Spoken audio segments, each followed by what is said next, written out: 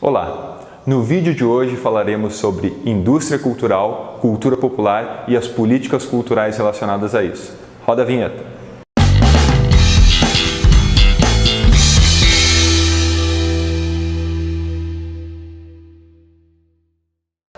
Antes de eu entrar no assunto do que são indústrias culturais, o que é cultura popular e como as políticas culturais se relacionam ou deveriam se relacionar, é importante a gente definir o que é cultura.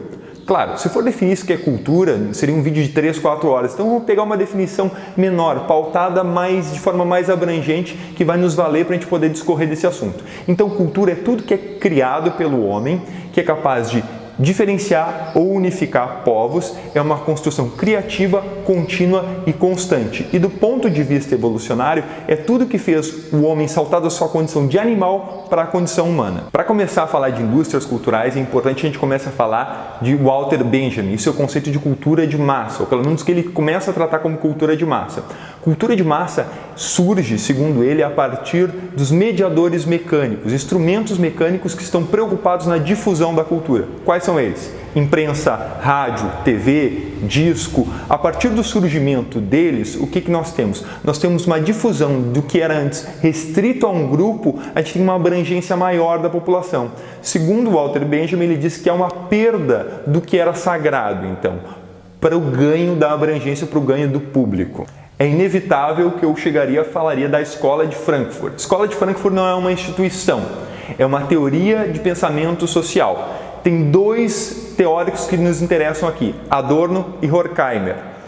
O Adorno e o Horkheimer, eles criticavam, junto com outros teóricos, mas eles que nos interessam agora, eles criticavam o excesso de racionalidade que iria levar depois a regimes totalitários. Lembrando que eles estão na Alemanha pré-nazismo, então eles já estão antevendo os movimentos políticos que estão surgindo lá. Adorno fala que a teoria de Walter Benjamin sobre cultura de massa, ele critica no seguinte ponto: cultura de massa deveria ser a cultura feita pelas massas. Se a cultura não é feita pelas massas, não é cultura de massa, e sim é cultura para as massas. E isso se chama, segundo ele, a indústria cultural, que enxerga o espectador não como espectador, mas como consumidor.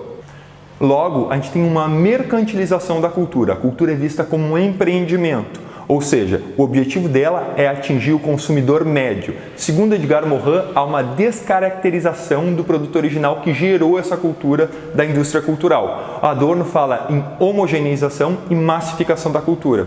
Edgar Morin já detalha um pouquinho mais. Ele fala que a indústria cultural não é uma só, ela é diversificada e concorre entre si. Por isso, o termo correto seria indústrias culturais.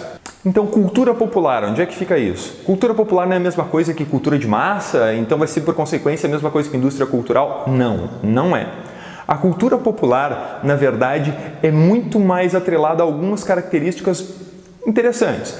Muitas vezes é vista de forma abrangente, mas algumas características peculiares que a distingue do que é indústria cultural, o que é cultura de massa, é importante citar. Primeiro, há uma personalização da técnica, ou seja, o que é feito é muito particular.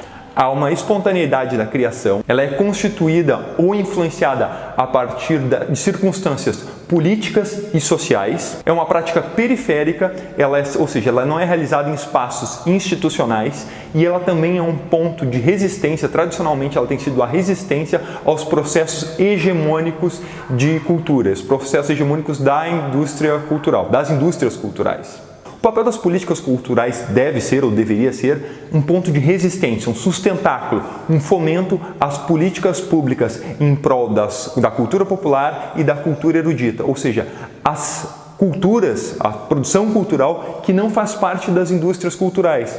Por quê? Não é nenhum maniqueísmo, não é dizer que a indústria cultural é desnecessária, de forma nenhuma.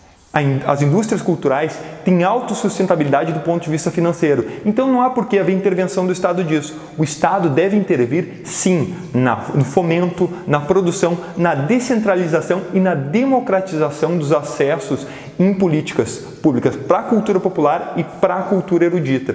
Que o norte delas, como eu disse antes, não é o aspecto modal, não é o aspecto da moda, e sim é a circunstância política e social. As iniciativas de vanguarda devem ser incentivadas a partir das iniciativas públicas. É isso que faz que os grupos de resistências criem e, inclusive, que a própria indústria cultural seja renovada por isso.